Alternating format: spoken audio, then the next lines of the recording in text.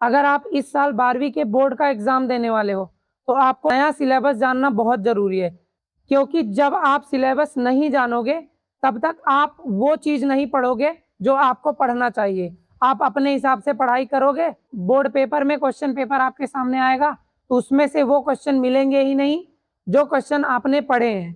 Board तो question वो पूछेगा जो उसने दिया है।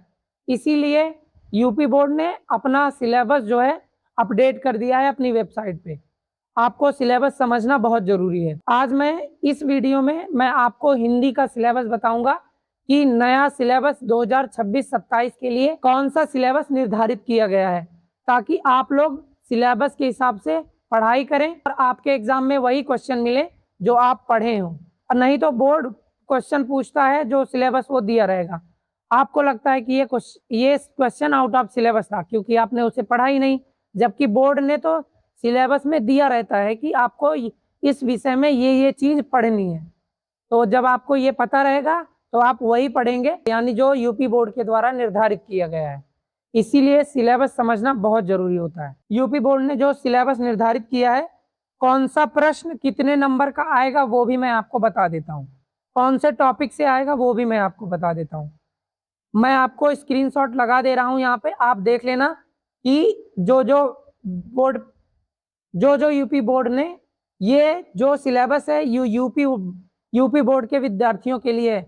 ये जो सिलेबस है ध्यान रखना, ये यूपी बोर्ड के विद्यार्थियों के लिए जो यूपी में पेपर देने वाले हैं 12वीं का। तो जो दिया गया है, हिंदी गद्य साहित्य का इतिहास 5 नंबर का। जैसा कि आप सबको पता है कि हिंदी का पेपर 100 नंबर का होता है, इसमें प्रैक्टिकल एग्जाम नहीं होता है। तो जो निर्धारित किया है बोर्ड ने, वो निर्धारित किया है हिंदी गद्य साहित्य का इतिहास। हिंदी गद्य साहित्य के इतिहास से 5 नंबर का क्वेश्चन आएगा। हिंदी गद्य खंड से 15 नंबर का क्वेश्चन आएगा। कहानी से 5 नंबर का क्वेश्चन आएगा। और हिंदी पद्य साहित्य के इतिहास से, हिंदी पद्य साहित्य के इतिहास से 5 नंबर का क्वेश्चन आएगा।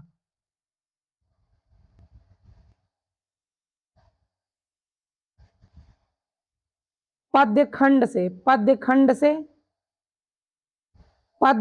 15 नंबर का क्वेश्चन आएगा। और खंड काव्य से 5 नंबर का क्वेश्चन पूछा जाएगा।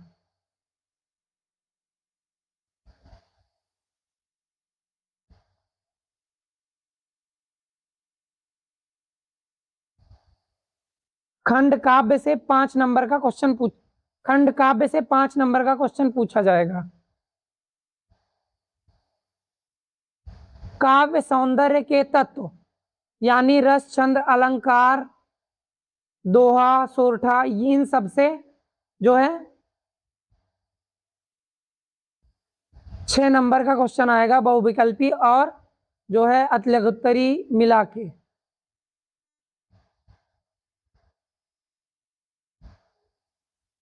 संस्कृत खंड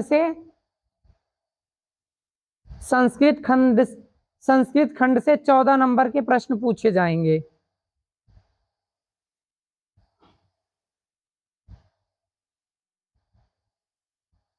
और निबंध जो कि सबसे ज्यादा नंबर देता है, निबंध 9 नंबर का आता है, हर साल आता है 9 नंबर का। और पत्र जो लिखने को आता है वो 6 नंबर का पूछा जाएगा। अगर आप पत्र लिखते हैं तो बोर्ड की तरफ से आपको 6 नंबर दिए जाएंगे। पूरे व्याकरण से, हिंदी व्याकरण से पूरे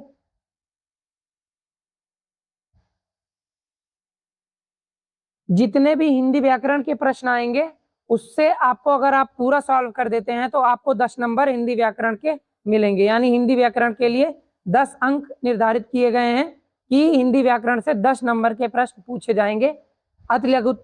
बहुविकल्पी, अतिलघुत्तरी और दीर्घोत्तरी प्रश्नों को मिलाकर, कुल मिलाकर हिंदी व्याकरण से 10 नंबर के क्वेश्चन पूछे जाएंगे। अपठित और गद्यांश से यानी जो पैसेज आता है, यानी जिसका जो कहानी दी रहती है उस कहानी में से प्रश्न को आपको निकाल के उसका उत्तर लिखना रहता है। सब चीज प्रैक्टिस कराई जाएगी इस चैनल पर। आप इस चैनल को सब्सक्राइब कर लीजिए और अच्छे से तैयारी कराई जाएगी। अगर आप वीडियो देख रहे हो तो इस चैनल को सब्सक्राइब कर लेना। हिंदी, इंग्लिश और बायोलॉजी, इन 3 विषयों की तैयारी इस चैनल पर कराई जाती है। अगर आप यहाँ से तैयारी करते हैं तो आपके मार्क्स कहीं नहीं कटेंगे और आपको अपने हिसाब की पढ़ाई मिलेगी। एग्जाम रेडी क्वेश्चंस का प्रैक्टिस कराया जाएगा। इसीलिए वीडियो को लाइक कर दीजिए ताकि सेव हो जाए और चैनल को सब्सक्राइब करके बेल आइकन प्रेस कर लीजिए ताकि एक भी वीडियो आपसे मिस ना हो, कोई भी वीडियो छूटे ना। हर साल की तरह इस साल भी जो गद्य हेतु निर्धारित किए गए हैं चैप्टर, यानी गद्य में यानी कहानी में जो चैप्टर्स निर्धारित किए गए हैं, जो पाठ निर्धारित किए गए हैं, वो राष्ट्र का स्वरूप निर्धारित किया गया है। जो राष्ट्र का स्वरूप अशोक के फूल, भाषा और आधुनिकता, तेजस्वी मन के संपादित अंश, रॉबर्ट नर्सिंग होम में निंदा रस, ये इतने सारे चैप्टर्स जो हैं गद्यांश के पूछे जाएंगे। यानी इन्हीं चैप्टर्स को आपको पढ़ना पड़ेगा गद्यांश से, अगर गद्यांश के प्रश्नों को आपको हल करना है तो। पद्य यानी काव्य है, जो पाठ निर्धारित किए गए हैं वो पाठ ये हैं: पवन दूतिका, कैकेयी का अनुताप और गीत, श्रद्धा मनु गीत, नौका बिहार बापू के प्रति परिवर्तन, उसके बाद गीत, उसके बाद अभिनव मनुष्य, पुरुरुआ उर्वशी। ये सारे चैप्टर्स जो है पद्य यानी काव्य साहित्य के लिए निर्धारित किए गए हैं। और कहानी के लिए यानी कथा साहित्य के लिए जो पाठ निर्धारित किए गए हैं वो है ध्रुव यात्रा, पंचलाइट, लाठी और बहादुर। खंड काव्य में दिक्कत ये होती है, आप किसी दूसरे जिले का तैयार मत कर लेना।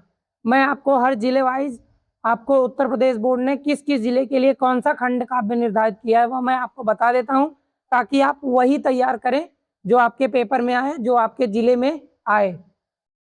अगर आप इन जिलों के हैं: कानपुर नगर, जौनपुर, संभल, मुरादाबाद, फैजाबाद, अंबेडकर नगर, एटा, ललितपुर, कानपुर देहात, अमरोहा और कासगंज, इन जिलों से अगर आप हैं तो आप खंड काव्य का नाम है मुक्त यज्ञ, आप यही खंड काव्य तैयार करेंगे, इसके बाहर कोई और खंड काव्य नहीं तैयार करेंगे। जैसा कि दूसरा जो खंड काव्य है सत्य की जीत, ये है लखनऊ वालों के लिए, इटावा वालों के लिए, बलिया वालों के लिए, बिजनौर के लिए, झांसी के लिए। और बदायूं, प्रतापगढ़, रामपुर, पीलीभीत, औरैया, ये तैयार करेंगे सत्य की जीत, ये नाम का खंड काव्य। और रसमिरथी निर्धारित किया गया है वाराणसी वालों के लिए। बुलंदशहर से अगर आप हैं, मथुरा से हैं, मुजफ्फरनगर से हैं, फतेहपुर से हैं, उन्नाव से हैं, देवरिया से हैं, शामली से हैं, भदोही से हैं या चंदौली से हैं, अगर आप इन जिलों से हैं तो आप रसमिरथी तैयार करेंगे। आलोक वृत्त चौथा है, आलोक वृत्त ये है प्रयागराज वालों के लिए, सोनभद्र वालों के लिए, अलीगढ़, सहारनपुर, फर्रुखाबाद, मैनपुरी, मिर्जापुर, सीतापुर, हाथरस, कन्नौज, कौशाम्बी, ये इन जिलों के लिए है। और त्यागपथी, ये सुल्तानपुर वाले खुश हो जाएं अगर आप सुल्तानपुर से तैयारी कर रहे हैं तो 12वीं में जो खंड काव्य तैयार करना है आपको, वो आपको त्यागपथी तैयार करना है। त्यागपथी किन किन जिलों के लिए है? आगरा वालों के लिए, गोरखपुर वालों के लिए, गाजीपुर वालों के लिए, बरेली, सुल्तानपुर, जालौन, लखीमपुर खीरी, गोंडा, शाहजहांपुर, बाराबंकी, अमेठी, बलरामपुर, महाराजगंज, फिरोजाबाद। और श्रवण कुमार जो कि अंतिम खंड काव्य है वो है श्रवण कुमार, यह है मेरठ वालों के लिए, आजमगढ़, बस्ती, रायबरेली, हरदोई, बांदा, बहराइच, हमीरपुर, गाजियाबाद, सिद्धार्थनगर, मऊ, गौतम बुद्ध नगर, श्रावस्ती, महोबा, संत कबीर नगर, हापुड़ और बागपत, इन जिलों के लिए निर्धारित किया गया है श्रवण कुमार जो खंड काव्य है। तो सभी खंड काव्य को मैंने जिलेवार बता दिया है आपको, और मैं स्क्रीनशॉट लगा दे रहा हूं, आप स्क्रीनशॉट भी चेक कर सकते हैं अपने जिले का। मैं आपको डिस्क्रिप्शन में लिंक भी दे दूंगा कि आप ताकि वहां पे जाके देख सको अपने आप कौन से जिले का क्या है। संस्कृत खंड के लिए जो पाठ निर्धारित किए गए हैं वो 2026-27 के लिए: भोजस्य औदार्यम, आत्मज्ञा एवं सर्वज्ञ, संस्कृत भाषाया महत्वम, जातक कथा, सुभाषित रत्नानि, महामना मालवीय, पंचशील सिद्धांत, ये संस्कृत खंड के लिए निर्धारित पाठ हैं। अगर आप यही पाठ आपको तैयार करने पड़ेंगे, इन्हीं पाठों में से बोर्ड प्रश्न पूछेगा। ये हो गया आपका 2026-27 के लिए हिंदी का सिलेबस। अंग्रेजी का सिलेबस जल्दी आने वाला है, इसको मैं जल्दी ही आ जाएगा, इसीलिए चैनल को सब्सक्राइब रखिए ताकि आप तक वीडियो जल्दी से पहुंच जाए। तो आप ध्यान रखना इस चीज़ का कि सिलेबस के बाहर कुछ नहीं पढ़ना है। अगर आपको वीडियो अच्छी लगी हो तो लाइक कर दीजिए ताकि सेफ हो जाए और फिर बाद में कोई डाउट हो तो आप देख सकें।